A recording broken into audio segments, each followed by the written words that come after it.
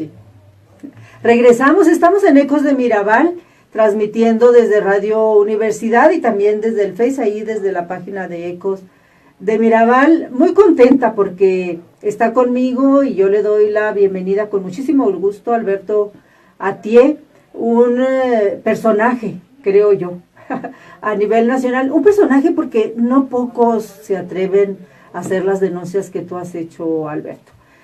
Fuiste sacerdote, renunciaste a ser sacerdote y te has dedicado durante muchos años a denunciar la pederastia, que afortunadamente en los últimos años ya se menciona, porque durante muchos años todavía sigue habiendo mucha renuencia desde la iglesia, pero hubo tiempos en que no se decía nada.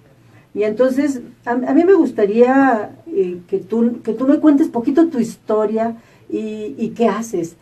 Y lo que tú sepas y tú denuncias y tú conozcas de esta problemática tan seria, qué implica, qué pasa, qué debe conocer la gente, cuál es la verdad, cuál es la realidad, qué impacto tiene esto, el hecho de que las iglesias, porque además no es la iglesia, son las iglesias, cometan estos abusos tan aberrantes y la sociedad sea, yo la siento a veces como tan lenta y tan apática, ¿no? Uh-huh. Bienvenido y por donde tú quieras empezar. Muchas gracias, Dora, muy amable. Pues bueno, si te parece, comenzaría dando algunos datos de por favor. Estadísticas internacionales, ¿no? México, como país, es el primer país en el mundo donde se llevan a cabo más abusos sexuales contra niñas y niños. Primer país en el mundo.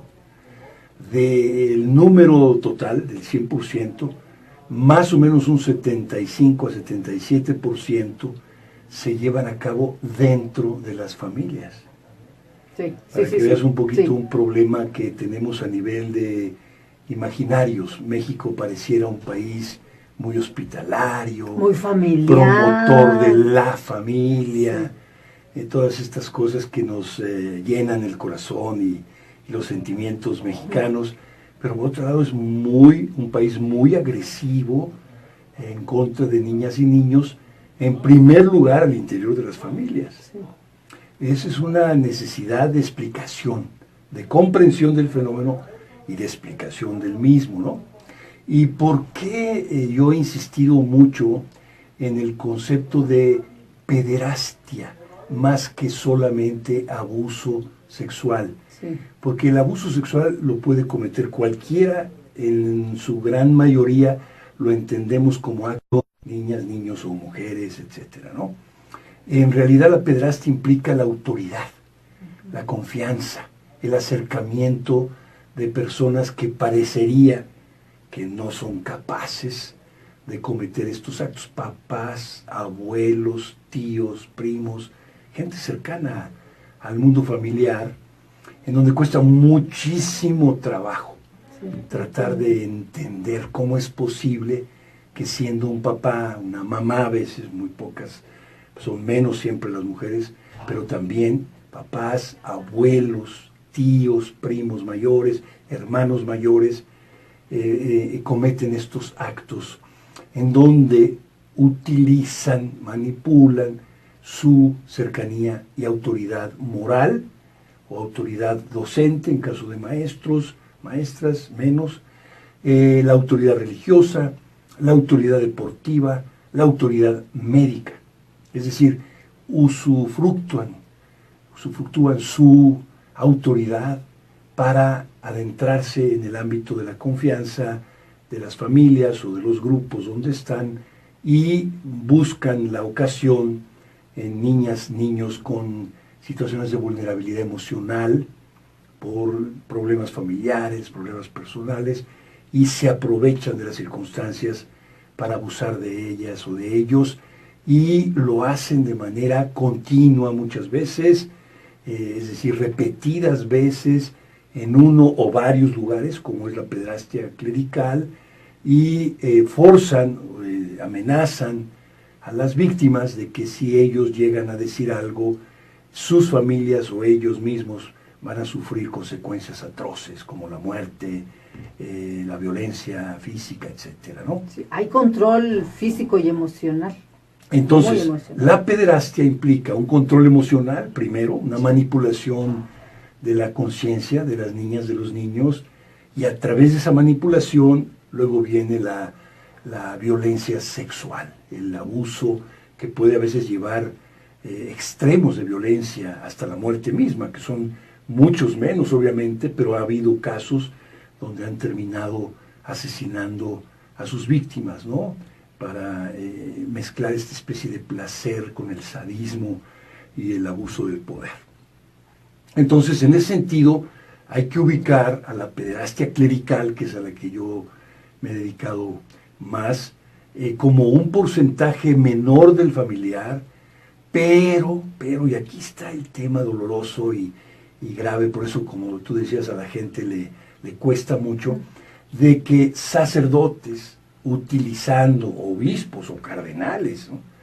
Utilizando la autoridad religiosa e incluso basándose en la afirmación de que Dios lo pide o de que el Papa lo autoriza, como en el caso del padre Maciel, que fue quien me tocó al inicio, utilizan estas argumentaciones con fundamento supuestamente divino para justificar una serie de conductas de tipo sexual depravado contra los niños.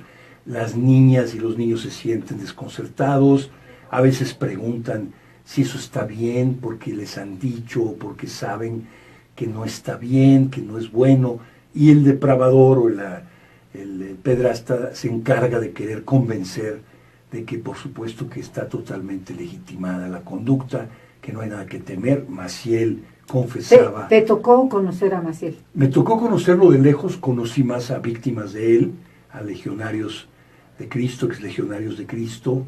Digo los dos porque conozco sacerdotes todavía que fueron víctimas del Padre, como otros que se salieron y dejaron de ser legionarios y siguen luchando. Me tocó atenderlos a ellos y él usaba estas argumentaciones de que el Papa Pío XI, Pío XII particularmente, lo había autorizado a él de que lo masturbaran para quitarle dolores de estómago que le impedían cumplir con su misión religiosa, ¿no? ¿Tú eres sacerdote hasta cuándo? Yo fui sacerdote hasta el año 2003, precisamente durante la... ¿Después de cuánto tiempo de ser sacerdote? De 20 años. 20 años 20 en el años, sacerdocio. Sí. Yo fui sacerdote de la Arquidiócesis de México, dependiente de últimamente el cardenal Rivera, que fue mi último obispo superior, digamos, autoridad, porque me tocó atender los casos de víctimas del padre Maciel, y en ese tiempo el padre Maciel... ¿Cómo te toca? ¿Por qué te toca? Me toca porque unas mujeres conocían al padre Juan Manuel Fernández Amenábar cuando era sacerdote, luego lo dejan de ver, hasta les dijeron que había muerto, y luego se lo reencuentran en el hospital español, muy enfermo efectivamente, pero todavía consciente y con capacidad de comunicar. Y es cuando él me cuenta la historia de su vida, y la verdad te quiero decir que me costó mucho trabajo a mí mismo. Era una de las víctimas. Él fue una de las víctimas, no solo de abuso, sino también que el padre Maciel luego pues lo utilizó muchas veces para conseguirle la droga que él se inyectaba, que era la dolantina, un derivado de la morfina, con recetas falsas en farmacias españolas. Entonces él fue, digamos, víctima de niño. El padre Maciel lo quiso hacer cómplice, porque las personas que abusan llevan a este escenario de complicidad, y luego los tratan de llevar también a que sean también victimarios de otras personas. Cierran, ¿no? el círculo. Cierran el círculo. El círculo de impunidad. Exacto, porque eso permite un halo de protección al agresor, porque ellos se convierten también en seguidores de esa conducta, efectivamente. Claro. Entonces lo atiendo a él en términos de escucharlo, no de confesarlo.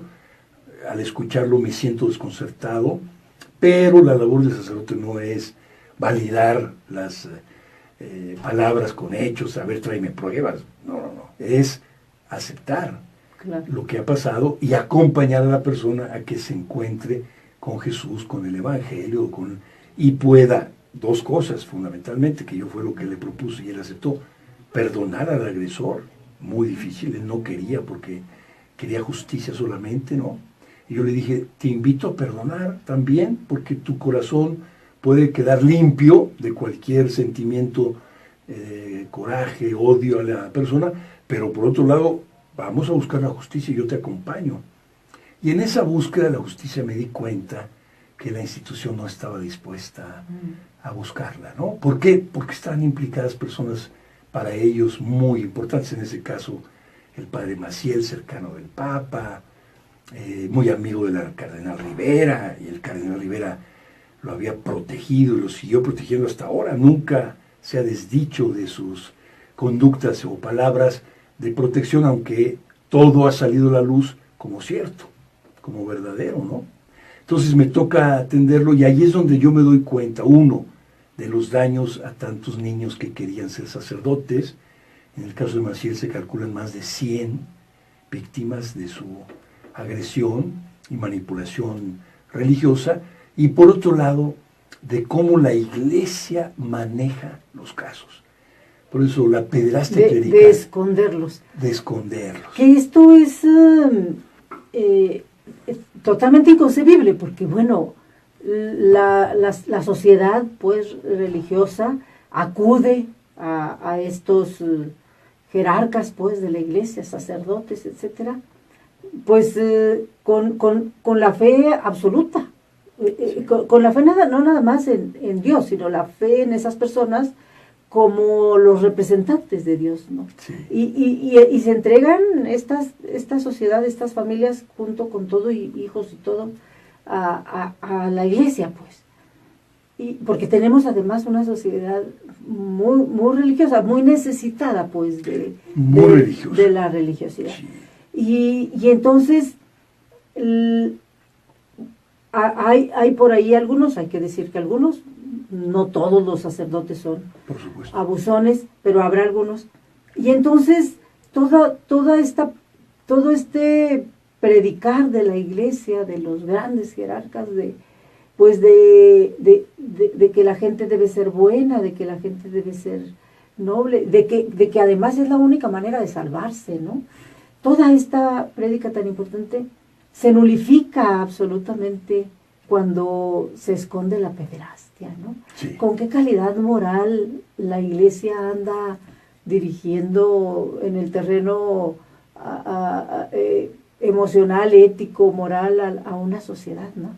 Así es, mira, digamos, la primera tendencia muy fuerte y muy larga fue el silenciamiento. La Iglesia pensó, y actuó de esa manera, que podía controlar los casos de pederastia manejándolos internamente, bajo secreto, cambiando de lugares a los agresores, silenciando a las víctimas y a sus familias. Durante mucho tiempo lo hizo. Pero, ¿qué fue lo que fue pasando en el tiempo? Que las víctimas fueron reivindicando su espacio, su dignidad. Algunas víctimas y empezaron a emerger, ¿no? Sí. Porque antes, y te pongo ejemplos que yo mismo presencié en términos de lecturas de los medios, antes convencían a los padres, sea a través de una compensación económica también, pero sobre todo de una conversación, de que no había que hacer más ruido, no hacer más daño, si ya los niños estaban dañados por sacerdotes enfermos, que había que curarlos, que había que... Justificando mucho, ¿no? Bueno, el silenciamiento duró mucho tiempo. Los exlegionarios tardaron 40, 50 años en que pudieran ser escuchados, y algunos en hablar, porque esa es otra parte muy importante de la realidad. A muchas víctimas les cuesta mucho. Lo que pasa es que es un delito que ya de por sí es tan doloroso que para las víctimas debe costar. Les cuesta muchísimo, ¿no? El hablarlo. Así es, efectivamente. El decirlo, porque implica culpas, implica vergüenza, implica mucho dolor. Implica mucho todo eso que dices, pero también el proceso de identificación con el agresor, que es un problema a veces muy difícil de entender. Pero ¿cómo te pudiste haber identificado con alguien que te agredía? Claro. Pues psicológicamente el agresor lleva eso, ¿no? De hecho, en los casos que es parte del proceso. De... Maciel llegó a decir a sus muchachos, si ustedes dicen esto afuera, nos van a destruir como congregación. Entonces tomen en cuenta que tenemos que cuidar la congregación, que es el camino que nos puede llevar a la ordenación sacerdotal, a servir a la iglesia, a salvar al mundo. Entonces, mucho cuidado, no vayan ustedes a salir con una tontería. Y de hecho, cuando hicieron la visita apostólica, la primera, ninguno de los muchachos salió a decir, nos está pasando esto. Luego viene, ¿por qué no lo dijeron? Teníamos miedo, no queríamos lastimar la congregación, el padre Maciel era una persona muy importante. Toda esta justificación de un silencio que causó mucho daño. Pero efectivamente el agresor lleva a un proceso de identificación de su ser y de su quehacer con el comportamiento de la víctima. Entonces desprenderse de eso cuesta mucho trabajo para ellas, ellos, y poder después decir, yo sufrí, no fui culpable, no fui responsable, aunque me hicieron creer que lo era, no lo fui, porque era una niña, porque era un niño, ¿no? Entonces toda esta parte de este silencio difícil, complicado, que a veces dura años, en donde tomas y empiezas a tomar conciencia de lo que viviste y empiezas a surgir. Por eso una gran luchadora que se llamaba Barbara Blaine, fundadora del movimiento de víctimas más grande del mundo, 22,000 víctimas identificadas en los Estados Unidos de pederastia clerical, habla de surgir o salir de la víctima, de ser víctima, a ser sobreviviente, a sobrevivir a tu propia tragedia, ¿no? Y luego de ahí algunos se atreven a denunciar. Sí, porque luego lo dices, pero no denuncias. No denuncias, porque no quieres. No vas a la autoridad. Porque es volverte a exponer. Sí, pero además no es seguro que haya justicia, porque luego la iglesia está muy ligada al Estado. La iglesia hace su presión, la cultura católica es más amplia que las leyes, esto yo lo he mencionado. Tenemos leyes muy claras de separación iglesia-estado, de estado laico, etc. La realidad es que la cultura permea todo, y cultura católica mayoritariamente. Entonces, esta invade ámbitos de autoridad civil, donde la autoridad civil se siente presionada, internamente incluso, autopresionada, a no investigar y a no perseguir estos delitos. Sí, para no lastimar a la iglesia. Para no lastimar a la iglesia. Porque muchas veces estos funcionarios son parte de la iglesia también. Muchas veces son parte, o culturalmente hablando, siguen siendo condicionados por esa autoridad moral que acabas de mencionar. No están hablando de Dios, deben representar a Dios. ¿Cómo vamos a quién se le ocurre que vamos a perseguir o a investigar al padrecito fulano, ¿no? Si en el pueblo lo quieren tanto. Lo quieren tanto, ha hecho tanto bien. Sí, ha sido re bueno. Sí, exactamente, ¿no? Entonces hay un conflicto serio de valores, de, digamos, identidades en términos religiosos y de conductas contradictorias. ¿Cómo hacer para distinguir, separar y actuar conforme a la justicia en favor de niñas y niños? Es el gran drama, el Papa lo tiene, porque él ha autorizado también encubrimientos y procesos de protección, y por otro lado quisiera terminar con este asunto, pero está implicada toda la institución. Sí. Entonces tiene muchos problemas y pide perdón cada vez que va a algún lado, se encuentra con víctimas, les dice que es una atrocidad, pero a la mera hora no detiene el mecanismo. Y es que hay que ver que la iglesia es una institución muy vertical. Sí. Entonces, lo que protege uno lo tiene que proteger el otro, el de más arriba y el de más arriba y el de más arriba, ¿no? Y va de arriba para abajo también, ¿ves? O sea, no es solo ascendente, no es que yo hice algo y entonces el otro que está arriba no le... No. En este caso de la pederastia hubo el diseño, la implementación y, digamos, el archivamiento de todos los casos del mundo y luego las sentencias desde la Santa Sede. Lo que pasa es que aquí viene una pregunta interesante a nivel histórico que todavía no tenemos suficientes elementos, que ya Pensilvania nos ayudó como tal, que es, ¿qué es lo que estaba pasando en la iglesia como tal para que hubiera necesidad de diseñar un protocolo interno que atendiera a estos casos de manera secreta y reservada, porque se les estaba desbordando el asunto, ¿no? Entonces la Iglesia, como institución, diseñó un protocolo desde 1928. Lo modificó, lo mejoró, entre comillas, en 1963, y luego el Papa Juan Pablo en 2001 vuelve otra vez a intervenir en el protocolo sin derogarlo, porque podrían, como autoridades plenipotenciarias, que no son los papas, terminar con el protocolo. Lo que hacen es manejando la forma de control. Y eso es lo que le está pasando hoy. ¿Y sigue a Francisco. protocolo? Sigue. O sea, hubo una reunión entre la Santa Sede y el Comité de los Derechos del Niño en 2014. UNICEF es parte de las Naciones Unidas, pero no es digamos, la parte del ombudsman de los niños, como es el comité, ¿no? UNICEF es un operador de programas, iniciativas y todo. En cambio, el comité sí tiene autoridad de ombudsperson. Tipo como la corte, por decir. Sin entrar en las cuestiones de coerción legal o de exigencia legal, son recomendaciones, pero internacionales. Pero la recomendación es que se, sí, es que se 18 expertos del mundo en materia. Ese protocolo. Exacto. Entonces, le hacen un análisis a la Iglesia Católica por los múltiples casos que se venían presentando en varias partes del mundo, reportes internacionales, etcétera. Irlanda ya estaba en ese caso presente, estudios en Estados Unidos, nosotros presentamos lo de México, y entonces el comité le dice, oye, hay una serie de fenómenos que se presentan en todos los países donde tú estás presente, y encontramos un mismo modus operandi tuyo. Entonces queremos... ¿De protección? De protección, de cambios de lugar, de negación de las denuncias, de manejo interno, de suspensiones sin que la autoridad se entere, etcétera. O sea, una atrocidad en términos de daños, ¿no? Bueno, entonces le dice, tú eres responsable. La Santa Sede dijo, no, no lo soy. Yo solo soy responsable del Estado Vaticano. Entonces hubo toda una controversia, yo estuve presente allá en Ginebra, de hasta dónde la Santa Sede era capaz de asumir o no su responsabilidad. No la aceptó, ¿no?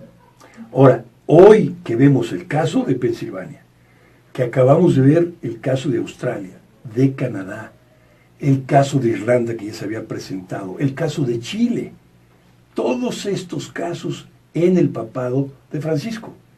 Y Francisco diciendo, lo siento mucho, disculpen, perdonen, tenemos que cambiar, hay que buscar cómo hacer, y no toca el dedo en la llaga. Es decir, a partir de mañana se acaba el protocolo y cumplimos con las recomendaciones del comité. Sí, porque se nos fue el tiempo, porque lo correcto es, nos damos cuenta y lo entrego a la autoridad civil. Yo, ¿por qué lo tengo que proteger? ¿Por qué tengo que proteger? Lo tengo que llevar a la autoridad civil, como cualquier delincuente. Porque es un delito. Porque es un delito grave que afecta la vida y para siempre de las personas, de las niñas y los niños. Entonces, exacto, yo comparto contigo, en vez de hacer eso, la tendencia es cómo lo protejo para protegerme yo. Sí, porque entonces se va este impacto que tiene la Iglesia de moral en la sociedad, de bondad y de moral. Estamos hablando de cosas ya como más grandes que me encantaría platicar contigo y que ya no voy a poder porque se nos fue el tiempo, y yo no sé cómo le haga para tener una segunda plática porque me parece como fundamental. Igual y yo te entrevistaré y luego ya la pasaré, ¿no? Puede ser, porque tenemos que entrarle más, analizar más de fondo la presencia de la Iglesia. Totalmente. Entonces, ¿sirve o sea, para qué no sirve, pues? ¿No? Pues es una pregunta muy franca, efectivamente. ¿Para qué no sirve, pues? Una iglesia que contradice en sus principios su misión. Sí, que solapa institucionalmente a los pederastas, pues. Sí. Así de fuerte. Tal cual. Así tal cual. Sí. Alberto, muchas gracias. Muchas gracias. Es un tema sin duda que tenemos que tocar. Así y que lo que tenemos que tocar como es. Así es. Abiertamente. Muchas gracias. Muchas gracias, Jacobo. Muchas gracias. Y gracias a la gente que nos ve en el Face también. Cómo no. Gracias. Hasta la próxima.